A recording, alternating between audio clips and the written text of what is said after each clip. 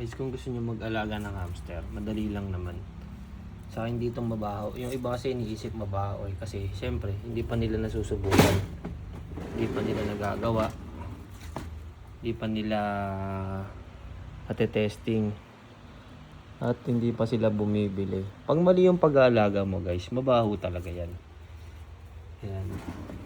Siyempre, huwag kang mag-aalaga kung wala ka namang budget. I mean, hindi naman sobrang gastos na ito guys eh.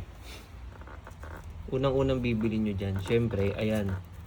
Yung flakes wood or yung kusot. No? Sunod, siyempre, itong sunbat. Yung buhangin.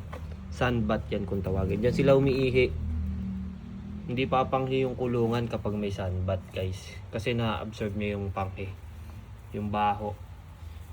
Saka yung kusot dapat medyo makapal. Saka syempre hindi sila pwedeng maliit na kulungan kasi mag-aaway yan, magkakagatan. Ngayon hindi sila pwedeng magkakasama. Wala pa kasi ako nabibiling kulungan kaya hindi ko pa sila napag-iwalay. Pero mas maganda sa isang cage, dalawa lang. Pwede mong pagsamahin kung sobrang laki ng kulungan mo para hindi sila masyadong nagkikita-kita. Pero yung mga yan, territorial yung mga hamster na yan. Gusto nila lalaki at babae lang. So, madali lang mag-alaga ng hamster guys. Pagkain yan, mga vegetarian yan. Pag tinatamad ka magpakain ng gulay, pakain ka lang na ito. Sa gulay guys, malunggay lang. Carrots, kalabasa, broccoli, pechay. Ito iniwalay ko kasi syempre nagpapadede yan eh. Magkano lang yung kusot guys? Ito gantong kadami, 180. Tumatagal ng 2 months. Kung medyo mapera ka, 1 buwan lang, palitan mo na. 180 lang naman eh. Diba? Tapos tubig. Walang kahirap-hirap, tubig lang.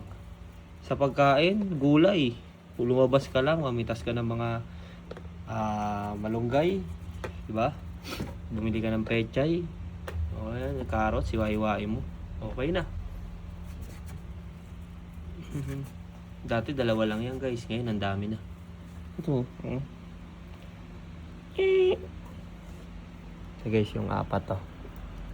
Ang kukulit niyan guys. Oh, umiinom pa yung isa.